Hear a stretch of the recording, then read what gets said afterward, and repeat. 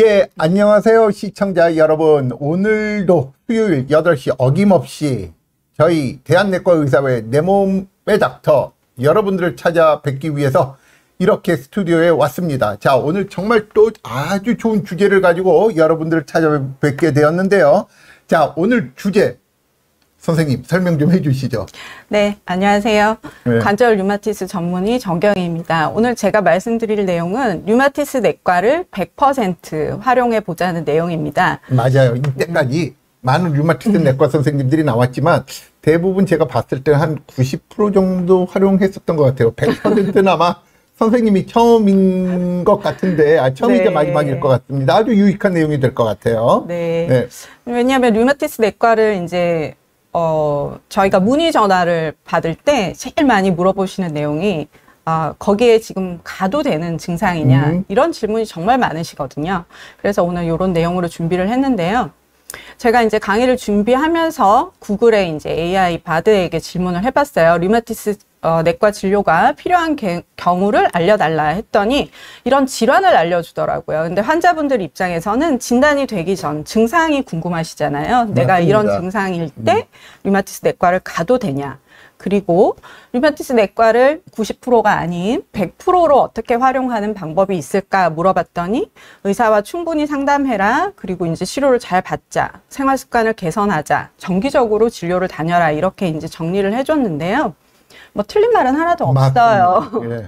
틀린 말은 없지만 그래도 환자분들이 조금 더 구체적으로 어떻게 아시면은 이제 류마티스 의사와 만났을 때 시너지를 일으키실 수 있는지 정말 쉽게 오늘 강의를 준비했습니다. 네, 쉽게 강의를 준비하셨다 그러니까요. 여러분들 자 집중해 주시고 네. 반드시 좋아요, 구독 그리고 알림 설정까지 반드시 해 주시면 정말 저희들이 진짜 감사드리겠습니다. 네.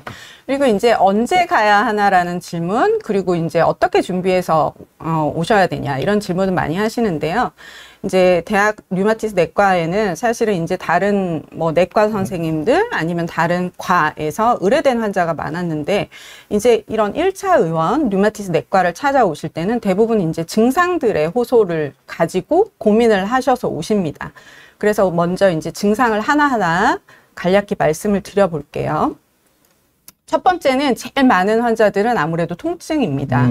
통증인데 정말 이제 통증을 표현하는 방식이 너무나 다양하세요. 온몸이 쑤시고 아프다 이렇게 얘기하실 수도 있고 불에 타는 것 같다 하시기도 하고 온몸을 누가 망치로 때리는 것 같다. 정말 많은 표현들이 있는데요. 저희가 통증을 환자분도 스스로 이제 파악하실 때 이게 류마티스 내과를 갈 일인가? 아니면 내가 뭐 정형외과 아니면 신경외과를 가야 되나 고민을 많이 하시는 이유가 통증이 매우 주관적입니다. 그리고 한 가지 문제가 아닐 수가 있어요. 관절이 아프다고 느끼시지만 신경의 문제인 경우도 있고 연관통이나 방사통인 경우도 있고요. 요즘 이제 초고령 사회가 되면서 노인 환자들이 정말 많아지시다 보니까 이 환자분들은 이제 동반된 질환이나 드시고 계시는 약제에 의해서 증상이 가려지거나 오히려 증상이 과장되는 경우가 정말 많습니다. 통증의 이제 패턴 인식을 바로 먼저 좀 말씀을 드리고 시작을 하고 싶은데요. 통증을 저희가 이제 환자분들이 어디가 아프다라고 하실 때 이 패턴에 대한 질문을 정말 쪼개서 계속 드리게 됩니다. 그래서 환자분들도 이 통증에 대해서 호소를 하실 때 나의 통증이 어떤 패턴에 속하시는지를 한번 보시는 게 정말 진단에 큰 도움이 되실 것 같아요. 최근에 아주 급하게 생긴 통증인지 그런 통증이 뭐 1년에 걸쳐서 아니면 2년에 걸쳐서라도 계속 재발을 한 적이 있는지 아니면 만성적이나 뭐 크게 나빠지지는 않는다든지 근데 만성적이긴 한데 점점 나빠진다든지 이런 패턴이 굉장히 중요하거든요. 류마티스 의사가 관절염을 이제 진단을 할 때 이런 패턴에 대한 질문이 정말 꼬리에 꼬리를 물고 계속 이어지게 됩니다.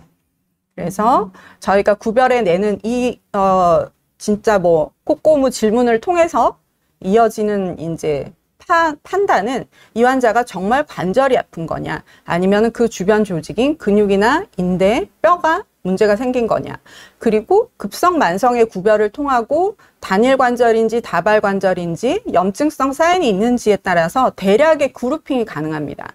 근데 이 그룹핑이 이제 뭐 물론 뭐 꼭 법칙은 아니기 때문에 조금 다르게 나타나는 환자분들도 있지만 첫 번째 초진에서 저희가 제일 먼저 파악하는 것은 이 통증의 패턴을 통해서 그룹핑을 하는 거라고 보시면 돼요.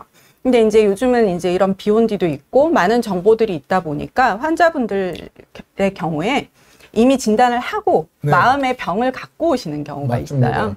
엄지발가락이 아프다 그러면 젊은 여자 환자분인데 통풍인지 궁금해서 왔다고 하시기도 하고요. 아킬레스건 한쪽이 아니라 양쪽이 수개월에 걸쳐서 아프신데도 통풍이 아닐까 해서 왔다 이렇게 표현하시기도 하고요. 손이 아프면 당연히 나 류마티스인가 보다 하고 매우 걱정을 하고 오시기도 하고 아침에 일어났을 때 허리가 아프다 그러면 강직 척추염인가 보다 이렇게 속단을 하고 오시는 경우들이 있는데요. 통증에 대해서는 이제 너무 진단을 빨리 이렇게 스스로 붙이셔서 너무 미리 걱정하지 마시고 진단을 찾아보시기보다는 본인의 통증의 양상, 아까 보여드린 그 그림의 패턴에 대해서 저희한테 좀 자세하게 알려주시면 좋을 것 같습니다. 그래서 엄지발가락이라고 해서 무조건 통풍은 아니다라는 거고요.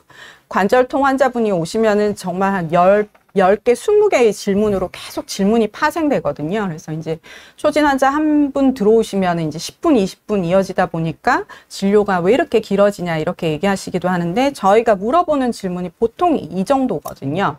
그러니까 환자분들도 내원을 하실 때 내가 통풍인 것 같아요. 이 표현보다는요. 통증에 대해서 언제 생겼고 어디가 아프시고 그 강도는 어땠는데 지금은 어느 정도로 심해졌다, 나빠졌다, 아니면 호전되고 있다, 좋았다, 나빴다 한다. 그리고 그 양상이 뭐 이렇게 우려하게 아픈지, 찌르는 듯이 아프신지, 그리고 이렇게 본인이 직접 움직일 때는 통증이 있는데 뭐 누가 이렇게 움직여줄 때는 괜찮다든지, 그리고 이제 동반된 증상, 열감이 있었는지, 부종이 있었는지, 홍반이 있으신지, 그리고 또 제일 중요한 거는 이런 전신 증상인 것 같아요. 맞습니다. 피로감이나 열감이 있으신지. 그래서 이런 꼬리를 무는 본인들이 이제 환자분들이 직접 관절에 대한 표현을 좀 길게 이렇게 준비를 해오시는 게 정말 류마티스 진료를 좀 시너지 있게 보실 수 있는 요령인 것 같습니다. 그리고 저희가 초진 때 또 하는 다양한 질문들이 이런 사회력이나 과거력, 특히 이제 약물 복용력에 대한 질문이잖아요. 그래서 이런 이제 자세한 최근에 시작하신 신체 활동이 있으신지, 그리고 뭐 지금 현재 치료받고 계시는 병이 있는지, 변경된 약이 있는지, 이런 정보를 이제 의사에게 주시는 게 정말 중요합니다.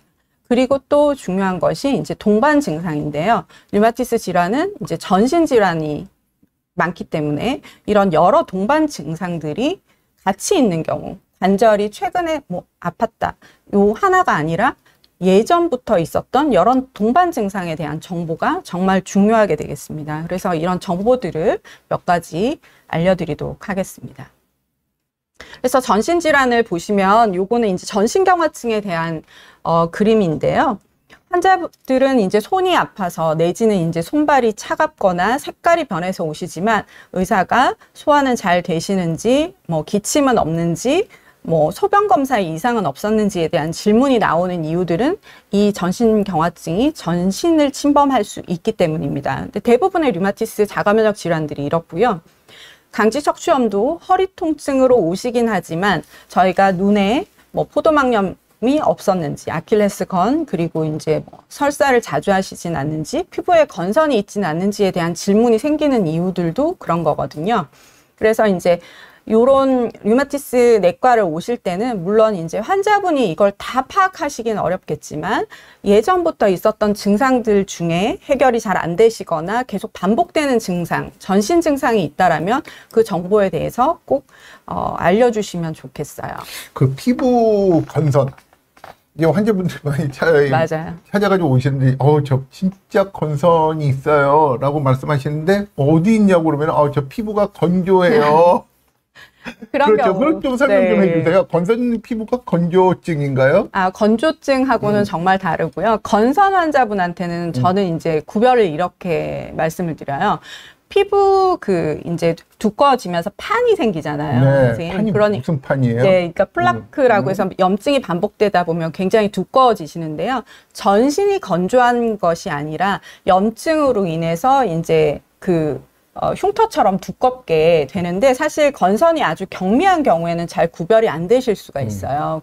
접촉성 피부염하고도 잘 구별이 안 될 수가 있고 피부과 선생님들도 건선인지 아닌지 애매하다고 하시는 경우들이 상당히 있기 때문에 건선은 사실 환자분이 평가하시기보다는 지속되는 그러니까 잘 낫지 않는 피부염이 있다라고 하면 꼭 피부과 전문의 진료를 보시고 필요에 따라서는 저희가 이제 조직 검사를 해서 건선을 확인하기도 하잖아요. 그러니까 관절이 아파서 오실 때 피부 이상이 있다라고 하면 저희도 보고 건선인지 애매할 경우가 있어요. 그럴 때는 피부과 선생님께 이제 협진을 하고 조직 검사를 해야지만 확인이 되는 경우도 있는데요. 반대로 이미 건선이 진단이 돼서 치료를 하고 계신데 환자분들이 이 건선이 나의 관절하고 관련이 있다는 생각을 전혀 못 하시는 경우가 상당히 많습니다. 제가 뒤에 준비한 사진도 그런 환자분이 있으셨는데 이제 손을 딱 내미시는데 바로 라는 이제 제가 생각이 들었거든요. 건선관절염이시구나 하는 생각이 들었는데 환자분은 건선이 정말 수년째 오래되셨지만 이게 관절하고는 연관이 있을 거라는 생각은 못 하셨던 거예요. 그래서 이제 그런 의미로 지금 이 증상의 체크리스트를 한번 보여드린 이유가 사실은 이제 가끔 이제 이런 걸 보여드리면 또 환자분들이 너무 걱정을 하세요. 류마티스 관절염은 그런 머리부터 발까지 다 침범한다고 생각하시잖아요. 근데 그건 아니고요. 그런 이제 중증의 장기 침범이 모든 장기가 다 오는 것은 아니지만 이제 올 수 있는 장기별로 이제 생기는 빈도는 또 다 차이가 있잖아요, 선생님. 그러니까 그렇지만 저희가 이런 체크는 사실 꼼꼼하게 계속합니다. 그래서 환자분이 이 머리부터 발끝까지를 다 이렇게 파악하실 수는 없지만 대체적으로 저희한테 주실 수 있는 정보들이 몇 가지 있습니다. 피부에 대한 치료력, 그리고 눈에 대한 치료 경력이라든지 현재 복용하시는 약이라든지 이런 정보를 잘 가지고 오시면은 이제 의사가 하는 질문에 대한 답을 하시면서 진단을 하는데 훨씬 더 이제 서로 이제 시너지를 일으킬 수 있는 것 같아요.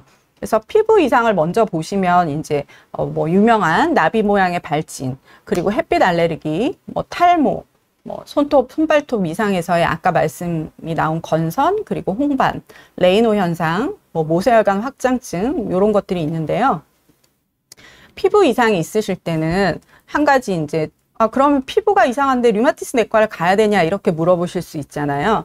피부에 이상이 있으시면 일단 피부과를 가셔서 치료를 하시면 되는데 이제 치료가 잘 되지 않거나 아까 말씀드린 여러 전신 증상이 동반이 되거나 그리고 피부과 선생님이 이제 물론 가보라고 하시는 경우에는 꼭 오셔야 되겠죠. 그렇지 않은 경우에 이제 뭔가 잘 맞지 않는 나이대에 생기는 탈모, 그러니까 중고등학생인데 탈모가 심하다든지 이런 이제 이상이 있으실 수 있어요. 그리고 이제 무좀인가에서 갔는데 아주 어린아이였고 무좀은 아니라고 했을 때 건선이라는 병을 처음 들었는데 이 아이가 무릎이 붓고 아프다든지 그랬을 때 이제 성장통이다 이렇게 보기도 하는데 사실은 이제 염증성 관절일 가능성이 있습니다. 그래서 피부 이상만 있을 때는 류마티스 내과를 처음 오실 이유는 없겠지만 여러 가지 전신 증상이라든지 다른 이제 관절통, 근육통 이런 것이 있을 때 류마티스 내과를 오시면 되겠습니다. 그래서 피부 이상이 저희 이제 류마티스 내과 입장에서 중요한 이유는 굉장히 동반되는 빈도가 높습니다. 그리고 이제 진단에 유용한 질환들이 많이 있고요. 루푸스 같은 경우에는 이제 피부가 나빠지는 것 자체가 질병의 어떤 활성도를 잘 반영하기 때문에도 중요하고요. 그리고 이제 예후를 예측하고 생존율을 예측하는 데도 피부 이상이 매우 중요합니다. 그래서 이제 이런 뺨에 생기는 홍반으로 오실 때 간혹 이 주사라고 하는 이제 피부 질환하고 가끔 잘 헷갈려서 오시기도 하고요. 저는 이제 요즘 저희 위층에 피부과 의원이 있거든요. 환자가 관절이 아파서 올 때 가끔 제가 깜짝 놀라는 경우가 있어요. 피부 홍반이 너무 심하셔가지고 루푸스 환자가 오셨나 이렇게 생각을 할 때 간혹 레이저 시술을 하고 오시는 환자분인 경우들이 꽤 있었거든요. 그래서 어떤 이런 과거력, 치료받아도 잘 호전되지 않는 홍반이 있고 다른 전신질환이 있을 때 류마티스 내과 상담을 한번 해보시고요. 이렇게 이제 피부과에서 치료를 하는데도 계속 재발한다든지 잘 낫지 않는 홍반, 그리고 이제 나이가 어린 중고등학생인데 탈모가 심하다든지, 그리고 이제 이 홍반도 조금 열감, 염증 소견이 있는 경우, 그리고 전신에 일단 열감, 피로감, 통증 이런 게 동반되는 경우에 류마티스 내과를 방문하시면 되겠습니다. 왼쪽 그림은 사실 두드러기라서 굉장히 흔하게 보시는 증상이지만 이 환자가 탈모가 되게 심했어요. 네, 그래서 이제 이분은 루푸스로 진단되셨는데 오른쪽에 이제 보랏빛, 저희가 이제 피부 근염에서 보는 헬리오트롭 래시라고 하는 이제 보랏빛 피부 병변인데, 이런 경우에도 사실 이제 피부에 눈두덩이에 피부 이상이 있다고 해서 바로 류마티스 내과를 오시라는 게 아니라 이분 같은 경우에 근력 저하가 되게 심하게 동반이 되시거든요. 그러니까 류마티스 질환은 어떤 하나 피부 이상보다는 여러 전신 증상들이 있다라고 기억하시면 될 것 같습니다. 요거는 잠깐 넘어갈게요. 그리고 이제 귀에 이상이 있어서 오시는 분들도 계세요. 귀에 이상이 있어서 오시는 경우에 이제 통풍, 결절이 귀에 생겨서 오시는 경우도 있고, 그리고 이렇게 연골이 두꺼워지는 연골 염증으로 오시는 경우들도 있습니다. 그래서 이제 잘 해결이 안 되는 귀 이상, 이런 경우에도 류마티스 내과에서 상담을 받으시면 되겠고요. 구강 궤양의 경우에는 뭐 흔하게 아프타성 궤양으로 치료를 하시다가 다른 증상들, 관절이 아프거나 할 때 배채병 이런 거에 대한 의심을 갖고 오시는 경우들이 있는데, 사실은 이제 구강 궤양인 경우에는 하나 말씀드리고 싶은 거는 배채병인지에 대한 이제 걱정으로 오시는 경우 저희가 1년에 뭐 드물지만 한두 케이스 정도는 이런 이제 암성병변을 키워서 오시는 경우들이 있어요. 그래서 이 구강 궤양이 돌아다니거나 이러지 않고 한 자리에서 사이즈가 꽤 크고 어떤 치료에도 호전이 없다라고 하는 경우에는 치과나 이비인후과를 가셔서 한번 다시 점검을 받아보셔야 될 것 같습니다. 그리고 이제 건조증이 있어서도 많이 오시는데요. 구강 건조가 있는 경우에는 일단은 첫 번째로 최근에 드시는 약을 한번 점검해 보시는 게 일단 1번이고요. 약이 이제 어떤 뭐 혈압약이 변경되셨다든지 그런 이유들이 사실은 제일 흔한 원인입니다. 그렇지 않다면 요 이제 세 가지 질문들을 한번 해보시는 게 도움이 되겠는데요. 3개월 이상 꾸준한 구강 건조, 그러니까 최근에 뭐 애가 말 안 들어서 잠을 못 잤어요, 뭐 1, 2주 스트레스가 너무 과했어요, 이러시면서 입이 마르고 눈이 건조하신 게 아니라 한 3개월 이상의 특별한 이유 없이 구강 건조가 있으신지, 그리고 이제 반복적으로 이하선염, 어린아이가 아닌데 성인이 이제 이하선이 붓는다든지 침샘에서 뭐 돌이 생겨서 시술을 받으신 적이 있다라든지 이럴 때는 이제 류마티스 내과를 오셔서 쇼그렌 증후군이나 다른 자가 면역 질환이 있으신지를 한번 보셔야 되겠습니다. 그리고 안구 건조가 있을 때도 라식이나 라섹 이후에 눈이 건조한 이런 것이 아니라 특별한 이유가 없이 뭐 렌즈 착용을 하거나 이런 것도 아니신데 눈이 뭐 뜰 수 없을 만큼 건조하다, 모래가 들어간 것 같다, 이렇게 호소를 하시거든요. 그럴 때는 이제 자가 면역 질환을 한번 체크해 봐야 하는 안구 건조 정도라고 할 수 있겠습니다. 그리고 아까 이제 말씀드린 그런 건성관절염 환자의 지금 손 사진인데요. 손이 아파서 특히 이제 손 관절, 뭐 무릎 관절 오시는 경우에 정말 많은 질환들이 있는데, 사실은 뭐 정형외과 가도 되는지 류마티스 내과를 가야 되는지 많이들 이제 어려워하세요. 류마티스 내과를 오셔야 되는 이제 중요한 증상은 염증 사인이라고 보시면 돼요. 지금 이제 손 관절을 보시기에도 조금 이렇게 부어 있고 빨갛고 만지면 따뜻하거든요. 이런 염증 사인이 있고, 이 염증 사인이 특히나 여러 개의 관절에 있을 때는 류마티스 내과에 오셔서 우선은 진단을 한번 받아보시기를 추천을 해드립니다. 저 같은 경우는 그래요. 이게 다치지도 않고, 그렇죠. 뭐 많이 사용하지도 않았는데 갑자기 아프다 그러면 단일 관절이라도 그렇죠. 류마티스 내과를 좀 찾아와서 이렇게 훌륭한 선생님한테 진료를 받아보는 게 좋지 않을까, 이렇게 이야기를 합니다. 네. 그리고 이제 허리는 사실 염증성 요통은 강직 척추암에 대해서 이제 특히 이제 젊은 남성분들한테 많이 생기는 질환이다 보니까 이 염증성 요통의 질문들은 많이들 아시더라고요. 그래서 환자분들이 오히려 이 질문에 정말 적합하게 답을 미리 만들어서 오시더라고요. 아침에 일어나면 아프고 운동하면 좋아지고 그리고 뭐 아킬레스 건염이 있었어요. 이렇게까지 이제 딱 파악해서 오시는 경우들이 있는데요. 이제 요통이 있는 환자에서 사실 이제 이 강직 척추염은 사실 이 골반 촬영 하나에서도 사실 진단이 끝나는 경우들이 상당히 있습니다. 그런데 이제 허리 MRI를 몇 번 찍었다고 하시는데도 사실 요추 5번까지만 찍는 경우가 많기 맞아요. 때문에 네, MRI도 그렇죠. 그렇죠. 예, 그래서 그 꼬리뼈 옆에 이 골반과의 이 천장 관절이라는 곳에 사실 엑스레이로도 진단이 되는 환자도 물론 이제 저희도 이게 뭐 진행을 하기 전 단계라서 MRI 촬영을 여기에 하는 경우도 있지만 의심이 될 경우에는 요런 이제 천장 관절염 사진, 천장 관절 엑스레이 정도에도 사실 진단이 많이 되기 때문에 류마티스 내과에 염증성 요통이 있으시면 사실 뭐 아주 대단한 검사들이 아니니까 미리 너무 걱정하지 마시고 오셔서 확인하시면 될 것 같아요. 근데 척추 관절염도 사실 또 몇 가지 키가 있는데 이런 관절, 허리 통증 외의 증상이 있는지를 한번 체크해 보셨으면 합니다. 그래서 말초 관절이 붓고 아프신지 아까 염증성 사인 말씀드렸잖아요. 그런 거라든지 아니면 아킬레스건이나 족저근막염 같은 부착부염 그리고 이제 근골격계 외의 증상으로 건선 그리고 이제 포도막염 그리고 이제 잦은 설사와 같은 이런 염증성 장병변이 있는 경우가 있습니다. 그리고 특히 이제 포도막염. 포도막염의 경우에는 그런데 재발을 하거나 이러면 안과 선생님들이 워낙 류마티스 내과로 다 의뢰를 하시기 때문에 사실 놓치는 환자는 별로 없을 것 같은데요. 다른 이제 뭔가 반복되는 문제들이 있다. 허리가 아프지만 허리만 아픈 게 아니라 내가 아킬레스건도 자주 붓더라 이럴 때는 류마티스 내과에 한번 검사를 받아보시기를 추천해 드립니다. 그리고 이제 손인데요. 손은 이제 류마티스 의사 입장에서는 손 진찰이 정말 진단에서 중요하거든요. 이제 보는 것만으로도 진단이 되는 환자도 있고 만져봤을 때 정말 많은 정보를 주는 곳이 손 관절입니다.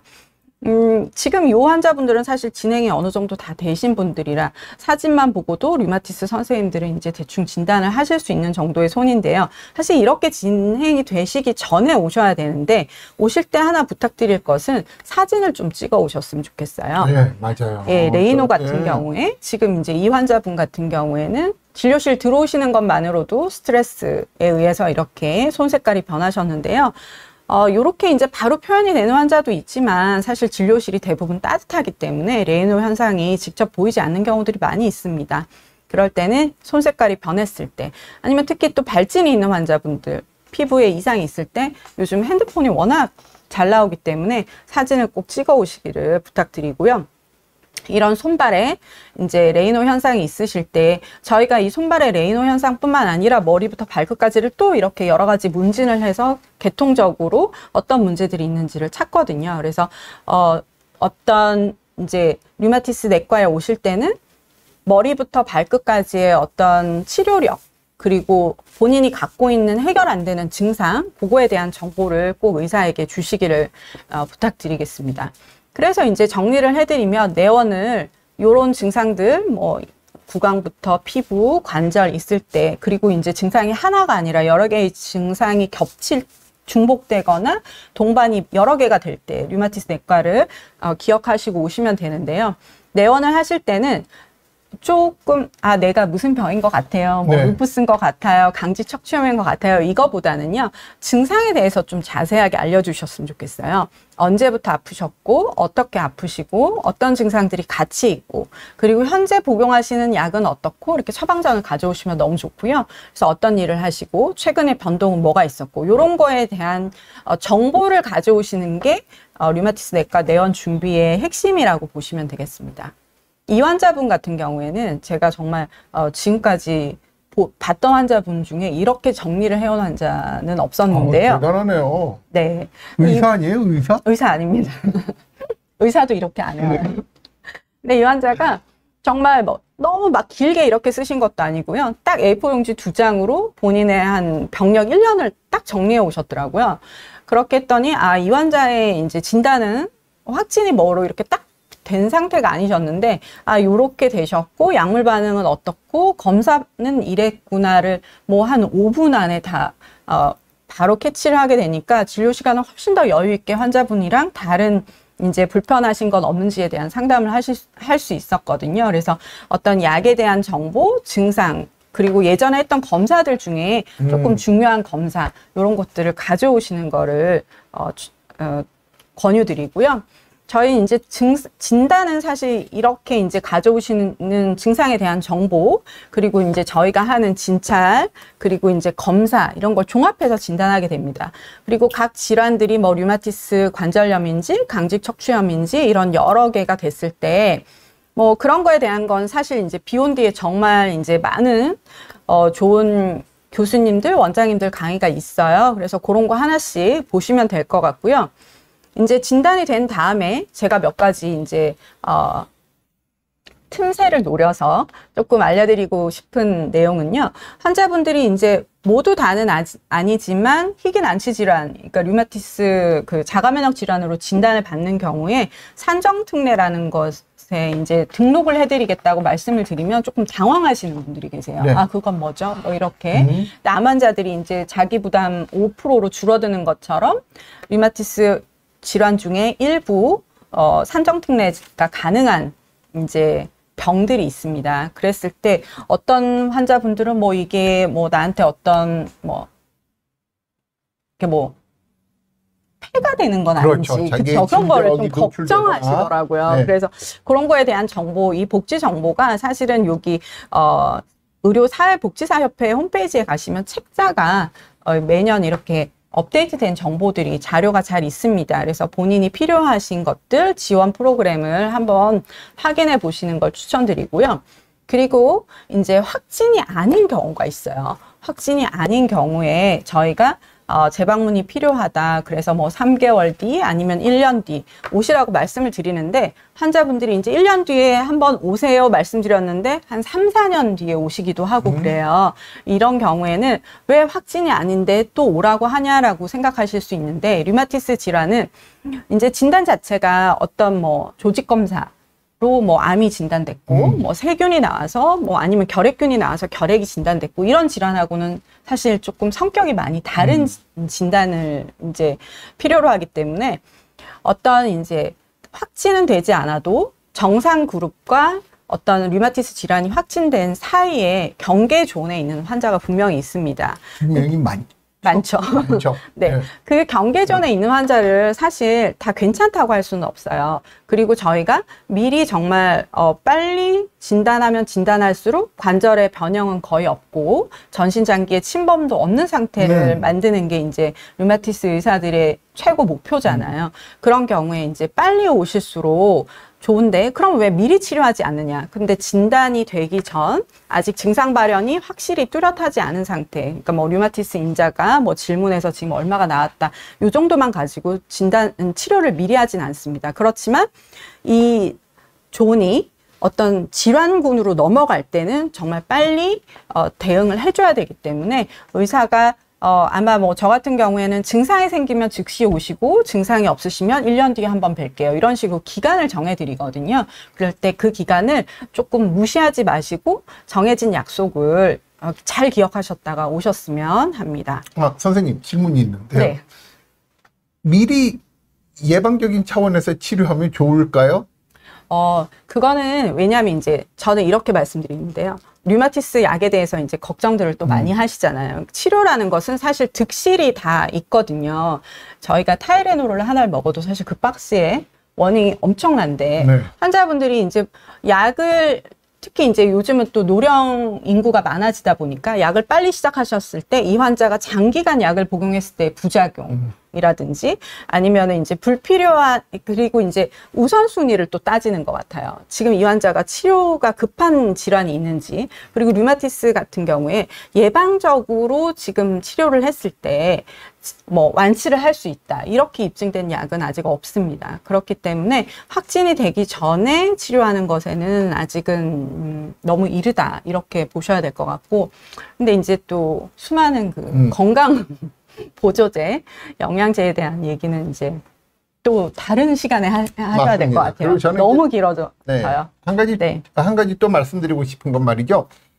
이게 사실 우리 류마티스 질환 진단 기준은 없습니다. 분류 기준만이 있습니다. 그러니까는 뭐 기준이 몇 개 있어요. 뭐 류마티스 인자가 있느냐, CCP 항체가 있느냐, 뭐 조조 강직이 있느냐. 이거 중에 몇 개 기준들 중에 몇 개 이상이면 류마티스 관절염으로 분류한다지 그걸로 확진은 못하는 겁니다. 그런데 이제 환자분들이 그래요. 아니 원장님이 국내 최고의 전문가라고 해가지고 왔는데 어떻게 긴가민가 확실하게 대답을 못 주냐고. 그런데 사실 우리 정경희 원장님이 말씀도 하셨지만 이 중간에 있는 환자들이 많고요. 사실 그리고 중간에 있는 경우가 좋은 거예요. 확진된 것보다 좋은 거예요. 네.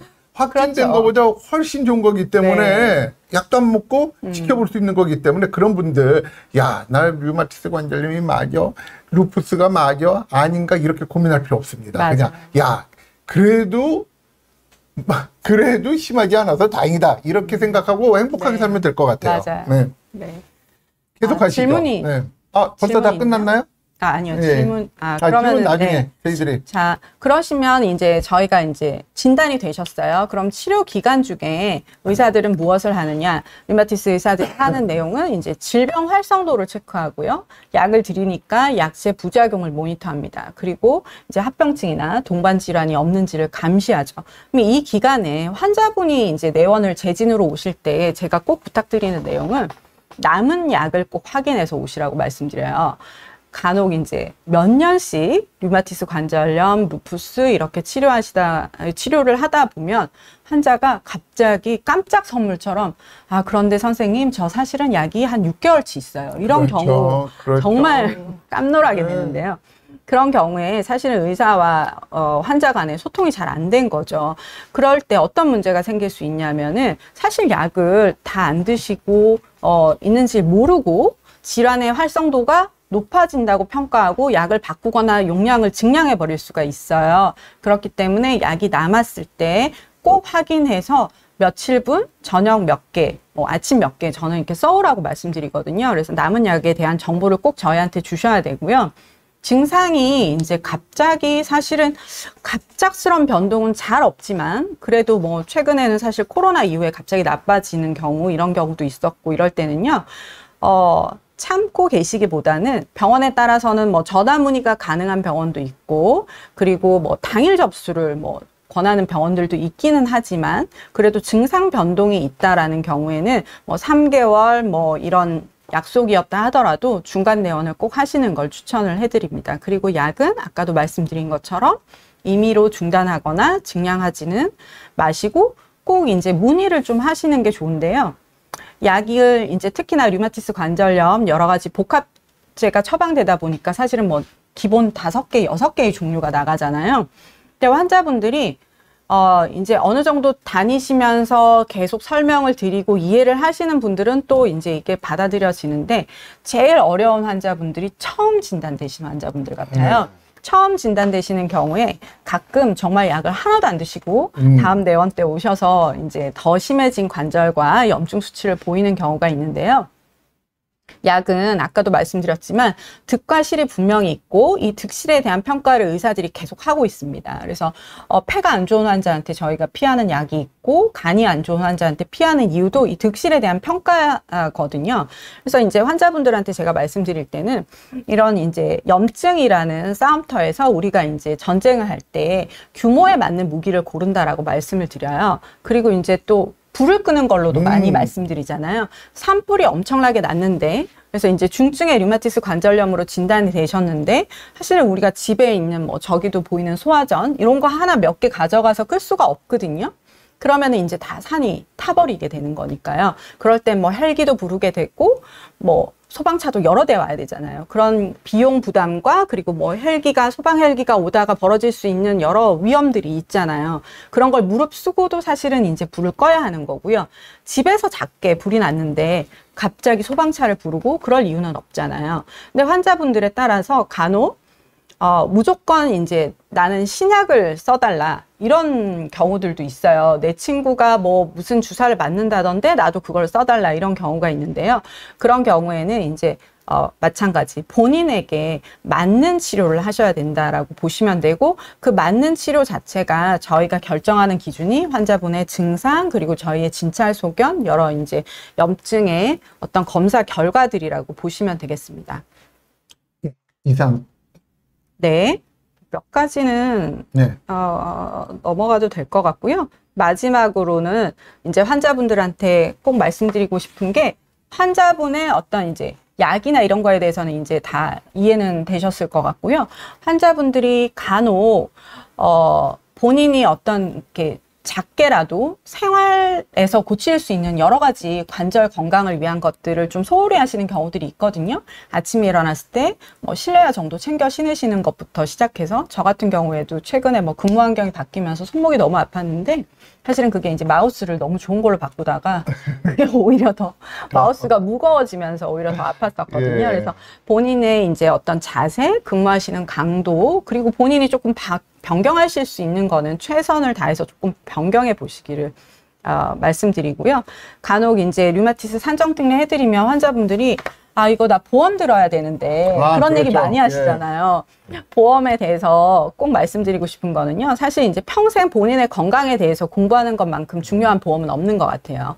류마티스 학회 홈페이지에 가시면 여러 가지 저희가 이제 뭐 캠페인부터 블로그 정보 그리고 이제 유튜브까지 다 올라와 있거든요. 그래서 꼭 이렇게 본인 스스로 뭐 비욘디를 보시는 분들은 이제 평소에 공부를 물론 많이 하시는 분들인 거는 제가 알고 있지만 이렇게 관절, 꼭 류마티스뿐 아니더라도 여러 개 이런 이제 건강에 대해서는 본인이 스스로 하시는 공부를 꼭 챙기셨으면 합니다. 네. 그래서 오늘 이제 제가 드리는 정보를 요약해 드리면 우리 몸이 보내는 여러 통증을 포함한 신호들, 그 이제 발현되는 증상들이죠. 이걸 잘 보시고 내원 시 그것에 대한 정보를 꼭 의사에게 주셨으면 좋겠고요. 진료 중간중간에 여러 활성도 체크나 합병증 예방에 대한 검사 소홀히 하지 마시고요. 식이나 운동에 대한 관심으로 본인이 좀 스스로 공부하시는 그런 이제 생활 이런 걸 추천드립니다. 관절 류마티스 치료는 뭐 어느 병이나 다 장거리 마라톤이지만 저희는 정말 긴 장거리 마라톤이다라고 꼭 말씀드리고 싶어요. 그렇지만 뭐 여러 이런 공부를 하시고 또 선생님들하고 잘 의논해서 하시면 그렇게 뭐 어렵기만 한 마라톤은 또 아니라서 잘 하실 수 있다라고 말씀드리고 싶습니다. 네, 이상입니다. 예, 감사합니다. 아주 좋은 강의 다시 한번 감사드립니다. 자, 이제 시간이 얼마 안 남은 것 같아요. 한 네. 13분 정도 남았지만 자, 여러분들의 질문, 궁금증을 아주 저희들이 속 시원하게 해결해드리는 시간을 갖고자 합니다. 자, 첫 번째로 이제 손정이님에서 안녕하세요, 선생님. 소염 진통제 중 록소프로펜 계열과 록소프로펜 쪽 확장해서 이야기하죠. 엔세이드 네. 계열과 타이레놀 계열은 작용하는 범위가 다른가요? 라는 네. 질문입니다. 그러니까 록소프로펜 이제 진통 소염제고요. 타이레놀은 진통제라고 생각하시면 될 것 같아요. 그러니까 진통 소염제의 경우에는 이름 자체에도 소염, 염증을 줄여주는 작용이 있다라고 보시면 되고요.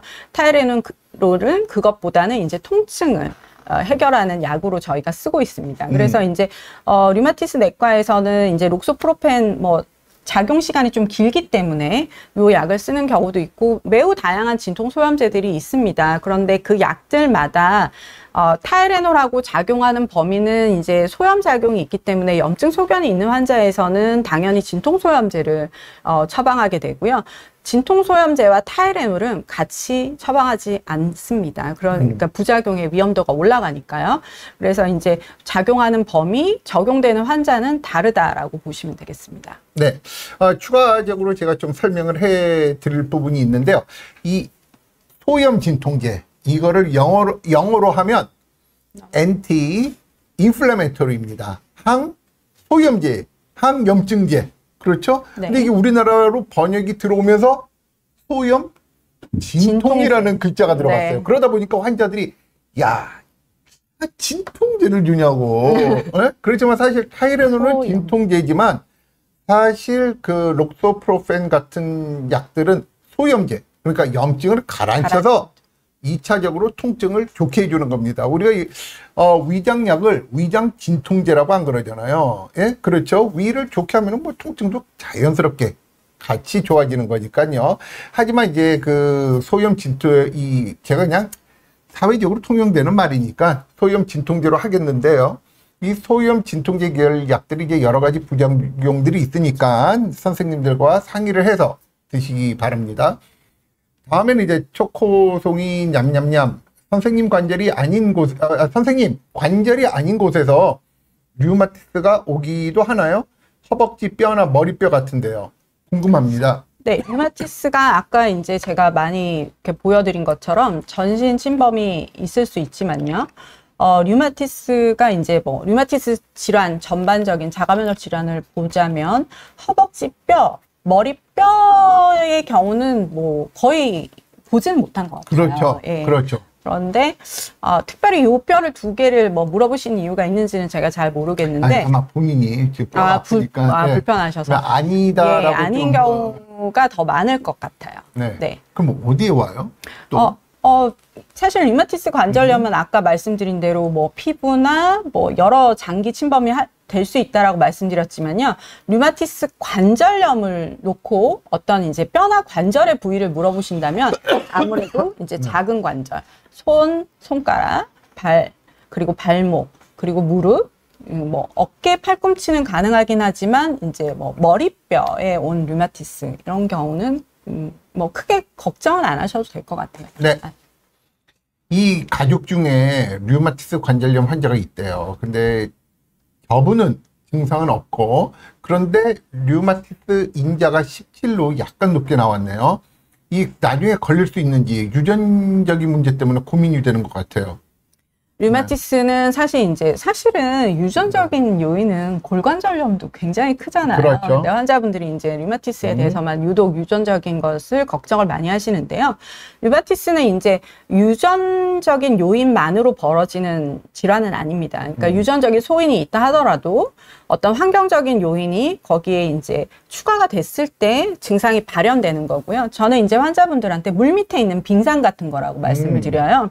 평생 이 빙산이 한 번도 안 올라오고 끝나는 환자도 있고 매우 크게 갑자기 나타나는 환자도 있어요. 근데 류마티스 인자가 17이다라고 하면 저는 빙산이 좀 작다라고 말씀을 그렇죠. 드리거든요. 그렇죠. 그리고 이제 잘 아시는 것처럼 술, 담배를 안 하고 계신다고 하셨잖아요. 그런 경우에 이제 환경적인 요인으로 사실은 밝혀져 있는 게 담배이기 때문에 이렇게 미리 가족력이 있고 인자도 본인도 갖고 계신데 뭔가 이렇게 걱정이 되신다라고 하면은 금연, 그리고 금주까지 이렇게 지금처럼 어떤 건강에 대한 미리 생활 습관에서 관리하시는 이 정도만 대비하셔도 될 것 같아요. 이걸 매년 류마티스 인자를 검사해야 되냐고 물어보시거든요. 류마티스 인자를 매년 검사하실 필요는 없습니다. 증상이 생길 때 그때 오시면 될 것 같아요. 네, 이 류마티스 관절염 환자가 한 100명에서 한 200명? 이게 통계가 좀 틀립니다만 100명에 1명꼴 정도인데 부모님이 있게 되면은 이게 한 100명이 1.5명 정도로 증가합니다. 미미하잖아요. 너무 걱정하시지 말고 행복하게 살면 될 것 같습니다. 다음은 이제 걱정 인형님이 질문해 주셨는데요. 감기성 척추염이래요, 본인이. 근데 집에 애들이 항상 감기에 걸려 있다고 합니다. 제가 언제 걸릴지, 열감기에 걸리게 되면 당장 어떻게 해야 하나요? 라는 질문입니다. 네. 그래요. 애들이 이제 항상 감기에 걸려 있다라고 하면, 사실 감기보다는 알레르기, 비염이나 맞습니다. 네, 집안의 어떤 이제 환기 정도라든지 뭐 온습도 이런 걸 한번 체크해 보시는 게 어떨까 싶고요. 강직성 척추암 환자분들이 이제 뭐 다른 류마티스 질환도 마찬가지지만 면역이 굉장히 떨어져 있다는 걱정을 많이 하시는데 면역이 저하된 병이라기보다는 저는 면역이 착각을 일으키는 병이라고 말씀을 드리거든요. 면역이 저하됐다고 많이 그러죠. 네. 내 면역이 저하되어 있다고. 예. 그래서 지금 뭐 감기 내가 면역이 저하돼 있는 환자인데 감기에 걸리면 어쩌나 이런 걱정은 크게는 사실은 안 하셔도 되는 것 예, 같아요. 근데 맞습니다. 이제 강직성 척추암 환자분들 중에 생물학적 제재를 맡고 계시는 환자가 만약에 주변 가족이나 이제 공동 공간을 쓰시는 분들이 열이 많이 나는 바이러스성 질환에 감염이 됐다라고 한다면 아무래도 조금 거리를 두신다든지 이제 손 씻기나 주변 환경에 대한 이제 소독 이런 건 좀 하시는 게 좋겠습니다. 네, 맞습니다. 이 자가 면역 질환은요, 면역이 떨어져 있는 게 아닙니다. P-R을 구분을 못하는 겁니다. 외부 적을 추계하고 우리 몸을는 지켜서 공격을 하지 말아야 되는데 일부가 우리 몸을 공격을 하는 거니까요. 뭐 면역을 증가시키는 그런 보약 같은 걸 특별히 뭐 돈을 들여서 사 드실 필요는 없겠죠. 자, 다음은 이제 손정희 님이 무릎에 류마티스 관절염이 올 수 있다고 하셨는데요. 보통 정형외과에서 무릎 엑스레이를 찍으면 거기서도 확인 가능한가요? 네. 그러니까 무릎에 류마티스 관절염 올 수 있습니다. 올 수 있는데 엑스레이 소견보다 사실은 더 먼저 확인할 수 있는 것은 진찰에서 염증 소견이라고 보시면 됩니다. 엑스레이에서 사실은 류마티스가 확인되는 데까지는 진행이 상당히 된 상태에서 볼 수 있잖아요. 네. 조기 진단은 사실은 환자분의 증상 호소 그리고 이제 의사의 진찰 시 이제 염증 소견으로 붓고 그리고 이제 만져서 따뜻하고 빨개지고 이런 염증 소견이 있는지 그리고 요즘은 이제 사실 엑스레이보다는 저희가 이제 다 초음파로 맞습니다. 다 진단을 더 빨리 할 수 있기 때문에요. 엑스레이에서 류마티스가 보일 정도다 이거는 사실은 조금 너무 좀 네, 늦게 가신 거가 될 것 같아요. 네. 그 전에 이미 염증 사인이 있었을 거고요. 그때 내원하셔서 뭐 정형외과든 류마티스 내과에서 네, 진찰 받으시고 초음파 정도 하시면 되겠습니다. 네. 자, 아빠가 류마티스 관절염 약을 복용 중이신데 머리카락이 많이 빠지신다고 합니다. 방법 좀 알려주세요. 이 질문하신 분 딸입니다.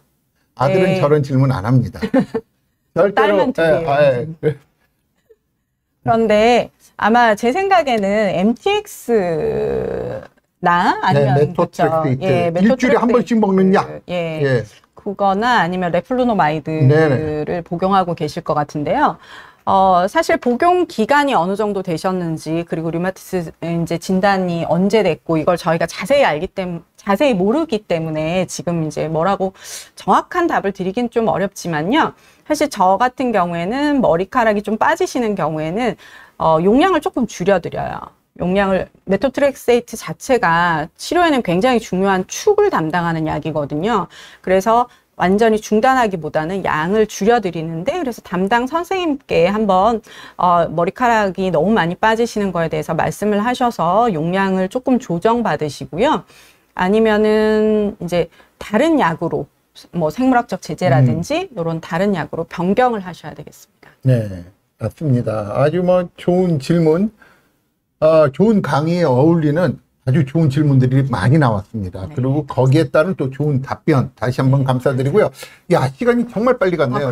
벌써 헤어져야, 예, 글쎄 말입니다. 하여튼간에 벌써 헤어져야 할 시간이 온 것 같고요. 이 늦은 밤까지 함께 해주신 시청자분 한 분 한 분께 감사드리면서요. 저희들은 이제 물러가야 될 시간이 된 것 같아요. 여기서 인사를 드리고 저희들은 물러가고요. 하지만 저희들은 또 항상 우리들이 안 나오더라도 매주 수요일마다 아주 훌륭한 그리고 박학다식한 내과 선생님이 나와서 여러분들의 건강을 챙겨드릴 테니까 다음 주 수요일 날도 꼭 실시간 방송 좀 지켜주시기 바랍니다. 자, 저희들은 그럼 물러가도록 하겠습니다. 감사합니다. 네, 예, 안녕히 계세요.